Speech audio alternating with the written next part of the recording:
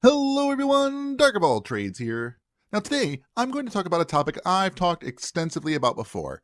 Patrons of this channel have exclusive access to my Arguments Against God series, and in that is my video on the problem of evil, where I explain 3 types of the argument and going into why I find it a strong argument. Is it the best argument against a God? Probably not, but it does hit a lot of solid points. Well, if you will remember, a couple months ago, I also covered the first episode of a series made by Jim Bob. Praise to him, Jim Bob. Well, seems he has started this with the hopes of it being a series, so I suppose I should too. So here is the second video in this series titled Arguments Against Atheism, Problem of Evil. Now, the problem of evil isn't necessarily an atheist argument. It is often used by atheists, I suppose, but its focus is not necessarily disproving a God. It is an argument against a certain kind of God. That is, one with the omni-properties, omnipotence, omnibenevolence, and omniscience. So before we dive into the video, let's examine the problem of evil very briefly. The popular, basic form of the problem of evil is attributed to a Greek philosopher around 2300 years ago named Epicurus, and it looks like this. If God is willing to prevent evil, but not able, then he is not omnipotent. If he is able, but not willing, then he is malevolent. If he is both able and willing, then whence cometh evil? If he is neither able nor willing, then why call him God? Rather than talk more about this argument here, let's just jump into Jim Bob's video and see what he has to say about it. Only heaven silent for an answer. In this episode, we take a look at the very popular atheist argument called the argument from evil, which is often claimed to be a defeater to God's very existence.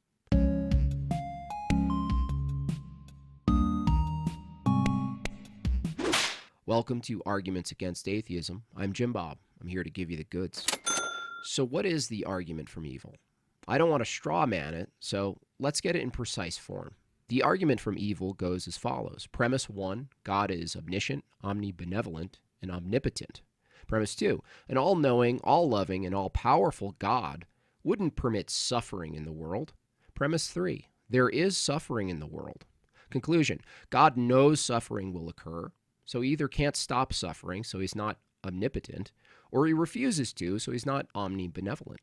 So this isn't quite the problem of evil or the argument from evil. This is the problem of suffering or the argument from suffering. This could be considered something close to the evidential problem of evil. This version put forth by William Rowe in 1979, which looks like this. Premise 1. There exist instances of intense suffering which an omnipotent, omniscient being could have prevented without thereby losing some greater good or permitting some evil equally bad or worse. Premise 2.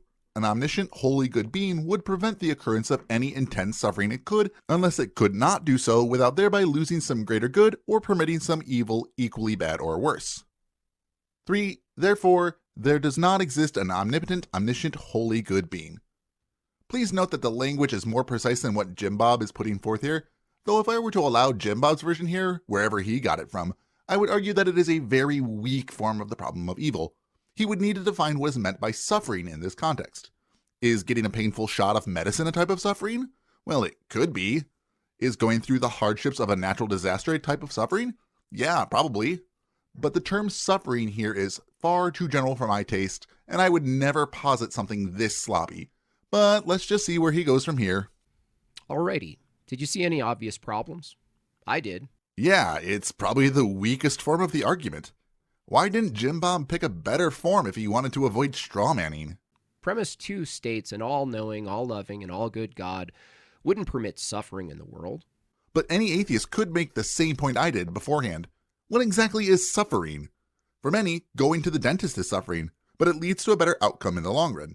Intense cardio is suffering to a lot of people, but it is very often a good idea if someone has the goal of weight loss. I really hope he isn't going to do a trial doesn't understand that getting a vaccine is a good thing, they just know it hurts, but parents know better argument. Well, why not? What's the contradiction? It seems this very low-level argument from personal incredulity has no basis. From a Christian view, long-suffering is actually a virtue. It is through suffering and sacrifice that we participate in the good. The overcoming of suffering is thematic in the Christian view and praxis. This premise also makes an assumption that suffering is evil. I'm not sure about this exactly, but I can grant it for now. Again, suffering in general may not be evil, but needless or avoidable suffering may be, depending on the circumstance.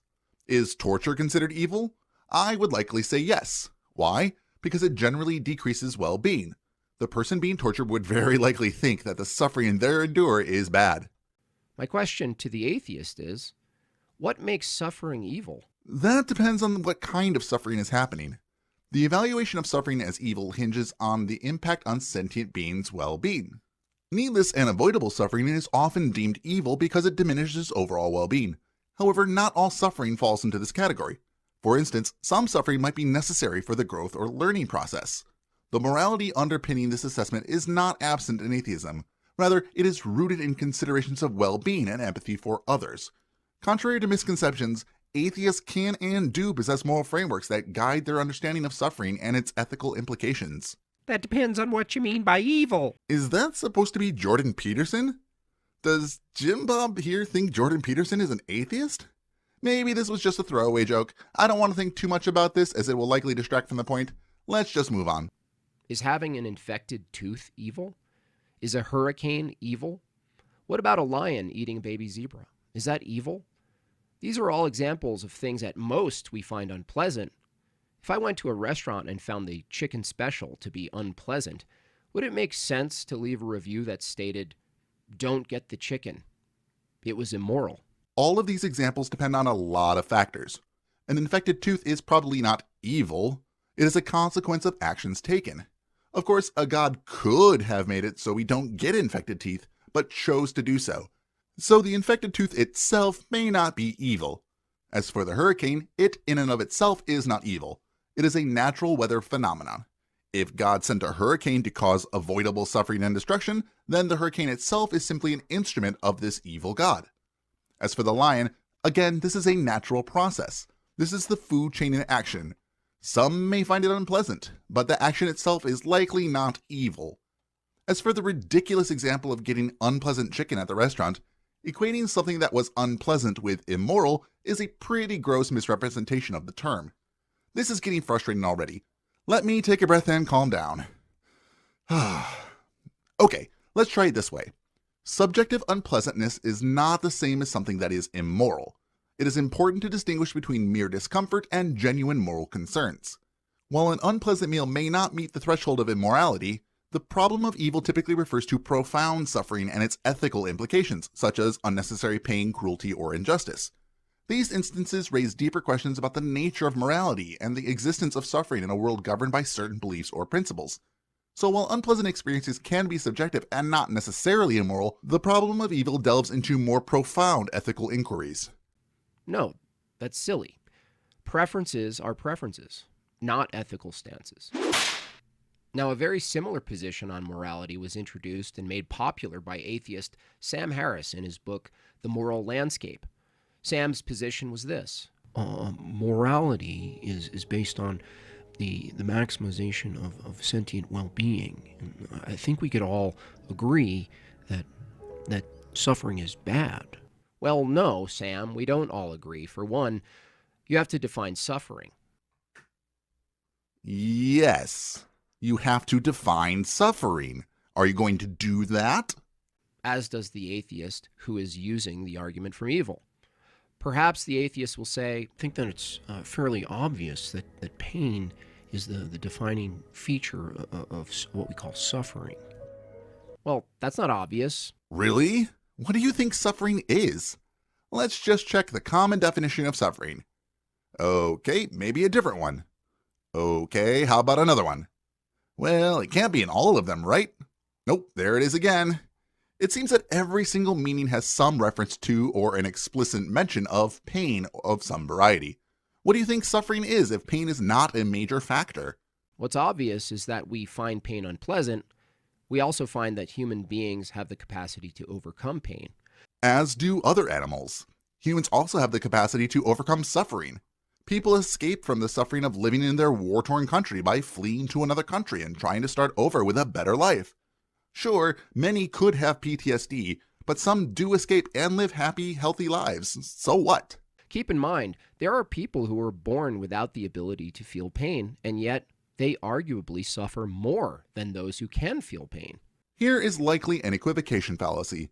Those that can't feel physical pain does not mean they can't experience other kinds of pain, such as mental or emotional pain. Does Jim Bob here think there's only one kind of pain? Does Jim Bob here think that people who don't feel physical pain can experience other types of pain, like the pain of heartbreak or the pain of frustration? What about the pain of social rejection? I suppose there could be kinds of suffering that don't necessarily involve pain as we know it. Loss of autonomy could be one of them. Perhaps people who are struggling with their faith and becoming an atheist would be suffering with the conflict of what they were taught by the religious people around them versus what is true in reality. So perhaps pain is not necessarily required for suffering, but it is a common factor. As a note, I'm not going to talk about those that derive pleasure from pain. You know who you are.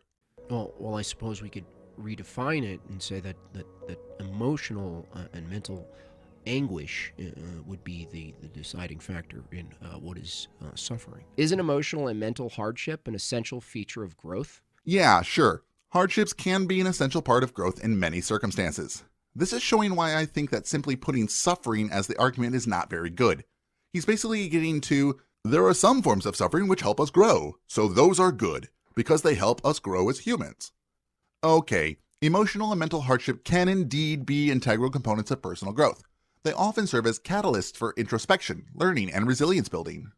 Adversity can prompt individuals to reassess their beliefs, values, and priorities, fostering self-awareness and maturity. Moreover, overcoming challenges can cultivate valuable skills such as problem solving, coping mechanisms, and emotional regulation. However, it is essential to note that growth isn't solely dependent on hardships. Positive experiences, support systems, and opportunities for self-expression also play crucial roles. Ultimately, it's the way the individuals navigate and learn from their difficulties that contributes to their growth and development.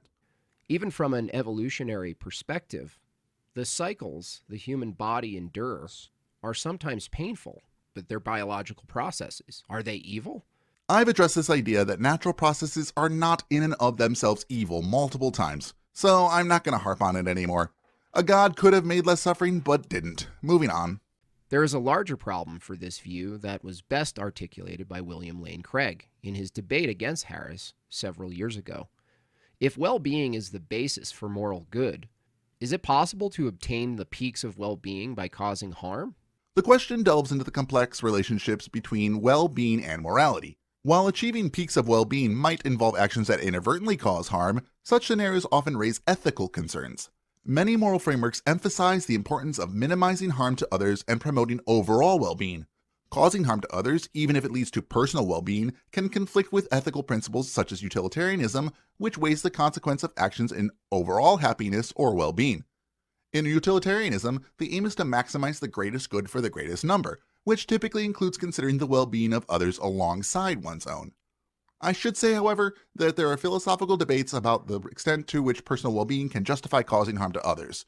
Some argue for ethical egoism, which prioritizes one's own well-being above all else, while others advocate for more nuanced moral systems that balance self-interest with concern for others.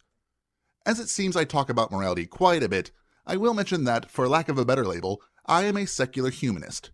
In the context of secular humanism, causing harm to others in pursuit of personal well-being would generally be seen as morally problematic. This perspective prioritizes empathy, compassion, and respect for the rights and autonomies of others.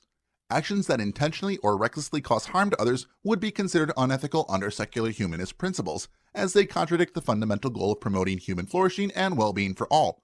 Secular humanism encourages individuals to seek fulfillment and happiness through constructive and ethical means that contribute positively to their own lives and the lives of others. This includes fostering relationships, pursuing meaningful goals, contributing to society, and upholding principles of justice and fairness. While secular humanism doesn't rely on divine authority to dictate moral principles, it still values the inherent worth and dignity of every individual and recognizes the interconnectedness of human well-being within society. Therefore, harming others for personal gain would be inconsistent with the ethical foundations of secular humanism.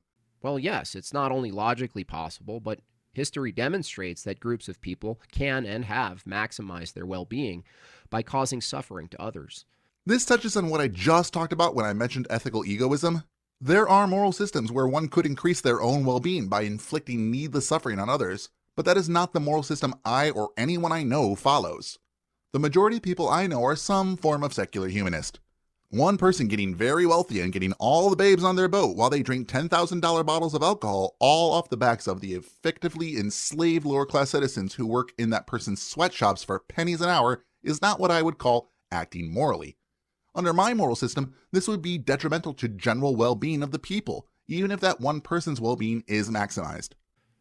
When the atheist says pain and suffering is bad, they are actually saying most people don't prefer to feel pain or suffering. This is an aspect of a perspective an atheist could have, though this very much oversimplifies the underlying ethical considerations. When atheists assert that pain and suffering are bad, they often mean that those experiences are undesirable from a subjective standpoint. Most people indeed do not prefer to feel pain or suffering, so there is a shared recognition of their negative impact on individuals' lives. From this perspective, the statement aligns with a utilitarian approach which seeks to maximize happiness and minimize suffering for the greatest number of people. However, you need to recognize that the assertion pain and suffering are bad can also reflect deeper moral convictions beyond mere preference. Atheists like me who adopt secular humanism can ground their ethical beliefs in principles of empathy, compassion, and respect for human dignity. From this standpoint, the oversimplified terms of pain and suffering in this context are considered intrinsically negative because they undermine human well-being and violate fundamental rights and values. So while it is true that many atheists may view pain and suffering as undesirable because most people don't prefer to experience them, my and many others' ethical stance extends beyond mere preference to encompass broader considerations of human flourishing and moral responsibility. Most people don't prefer the taste of licorice either. Licorice. If the atheist is claiming that we ought to pursue our preferences, then I'm not sure what was wrong with Jeffrey Dahmer eating brain custard. He merely preferred it to Ben and Jerry's. Because he ate people who I'm guessing didn't want to be ate. That is detrimental to well-being of people as a whole. This isn't just preference.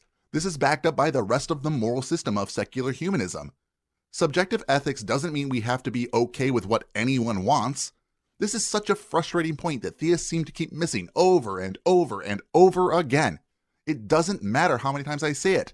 It's like they don't believe that my moral system, I still have morals. Come on, theists, do better. Now, for the sake of the argument, what if we grant the atheist that evil exists in the world? If evil exists, this necessitates an absolute standard for good. Morality is a multifaceted and deeply human construct shaped by a variety of factors including cultural norms, societal values, empathy, reason, and individual conscience. As I've stated countless times now, many atheists, myself included, find meaning and purpose in ethical principles that prioritize human well-being, compassion, and justice. While we may not adhere to the idea of an absolute standard for good stemming from a divine source, we recognize the importance of promoting empathy, reducing suffering, and fostering positive relationships within our communities. I would also posit that the existence of differing moral codes and ethical systems across cultures and throughout history suggests that moral standards are not universally fixed or absolute. Instead, they evolve over time and vary depending on context and perspective. Atheists can and do engage in moral reasoning and strive to make meaningful contributions to the well-being of others based on humanistic values and principles. But I suppose an absolute standard could exist without being rooted in anything supernatural. In philosophical discourse, various theories propose different sources for standards. Here are a few examples. Some philosophical perspectives argue that moral principles can be derived from human reason or rationality. For instance, Immanuel Kant's deontological ethics emphasizes the importance of moral principles based on reason and rationality, such as the categorical imperative, which proposes that one should act according to principles that could be universally applied without contradiction. Certain ethical theories ground moral standards in human nature and the flourishing of sentient beings. For instance, Aristotelian virtue ethics suggests that moral virtues are conducive to human flourishing and well-being. According to this perspective, actions are evaluated based on their alignment with virtuous traits that lead to human excellence and fulfillment. Some moral theories posit that moral standards arise from social agreements or contracts among individuals within a society. According to social contract theory, moral principles are derived from mutual agreements aimed at promoting cooperation, justice, and the common good. Another perspective suggests that moral standards stem from human empathy and compassion. This view posits that moral judgments arise from our ability to empathize with others and recognize their inherent worth or dignity. Actions are evaluated based on their capacity to alleviate suffering and promote well-being. Whether these standards are considered subjective or objective does depend on one's philosophical stance. Some may argue that these standards have an objective basis grounded in rationality, human nature, or social agreements, while others may view them as subjective, arising from individual or collective perspectives and experiences. The moment the atheist says evil does in fact exist, beyond our opinions or our preferences, then they are also saying an absolute standard of good exists. So, what is this good standard? We've already established that it's not maximum well-being, because the maximum well-being can be attained through causing suffering to others. No, we established an individual's maximal well-being can. However, humanity's maximal well-being cannot. In conclusion, the problem of evil, or the argument from evil, quite easily reduces to a Reddit-level slogan. If God real, why bad thing happen? If God real, why not I get into art school? If God real, why come I need oxygen to live? If God real, why come I'm not God? Out of the many atheist arguments against God, I think the argument from evil is one of the most worthy of the trash bin. There is no problem of evil from the atheist perspective. There is only a problem of things you don't prefer. As I said, it goes far beyond preference, and I can show and have shown that. But let's grant this position. How does a Christian's position resolve the problem? The Christian concept of evil often raises theological questions about the nature of God and the problem of suffering. If evil is perceived as a deviation from God's divine plan or as a test of faith, then one could argue that labeling something as evil reflects a subjective interpretation of events rather than an objective assessment of moral wrongdoing. Even if one accepts the concept of objective morality, it doesn't necessarily resolve the issues raised about the subjectivity of the atheist's position. While objective morality proposes that moral truths exist independently of human opinions or beliefs, it doesn't eliminate the challenge of interpreting and applying those moral truths in practice. For instance, if objective morality exists, how do we determine what those objective moral truths are? Different moral frameworks and religious traditions, even among Christians, offer conflicting interpretations of moral principles, suggesting that the notion of objective morality doesn't provide a clear and universally agreed upon set of moral standards. Moreover, the existence of objective morality doesn't address the question of moral epistemology. How do we come to these objective moral truths? If moral judgments are still influenced by subjective factors such as cultural upbringing, personal biases, and social conditioning, which we know is the case, then the objectivity of moral principles may be difficult to ascertain in practice. Furthermore, even if the objective moral truths exist, individuals may still interpret and prioritize those truths differently based on their subjective understanding and moral reasoning. This diversity of interpretation and application undermines the notion that objective morality provides a straightforward solution to the subjectivity of moral judgments. Therefore, while the concept of objective morality may offer a theoretical framework for moral reasoning, it doesn't resolve the challenges of subjectivity raised by the atheist's position. Instead, it highlights the complexities of moral reasoning and the need for careful reflection and dialogue when it addresses moral issues, regardless of one's belief in objective or subjective moral standards. In this light, the problem of evil becomes not only a theological dilemma, but also a philosophical inquiry into the nature of morality and the human experience, and that by recognizing the subjective nature of moral judgments, we can engage in deeper reflections on the complexities of ethical reasoning and the role of personal values in shaping our understanding of good and evil. And that's where his video ends. So what exactly were Jim Bob's points in this video? Let's take a look. The argument of evil is a challenge to God's existence. Why wouldn't an all-loving God permit suffering? Suffering is not inherently evil. Sam Harris thinks that pain is the defining feature of suffering, but he is wrong because there are people who can't feel pain but can still suffer. Anguish is not evil because hardship is essential for human growth. Atheists think pain and suffering is bad as a subjective preference. If evil exists, it necessitates an absolute standard for good. The problem of evil is really just, I don't like this, so why does it happen? Even though he said he didn't want to strawman the problem of evil, he just chose the weakest form possible and harped on a single word, suffering, as a standalone concept, neglecting to define the term and saying that the presenter of the argument needed to define the term, but still attacking it anyway, again, without defining it. I wonder what his definition of suffering is in this context, and remember, it can't be about pain because, as he mentioned, it was not obvious that that was part of suffering. Overall, this video gets 7 facepalmy Mr. Jesuses out of 10. Check the live chat for that. That's it for this one. So what did you think? Do you think that Jim Bob here has effectively dismantled the problem of evil, and because of his riveting content, we atheists should abandon it forever? Or are you like me and think that he wasn't talking about the actual argument any atheist actually makes? Let me know in the comments below. If you think my response is a good challenge to these apologists, hit that like button. Though hit that subscribe button if you haven't already, and come with me through the hardship that is essential for human growth.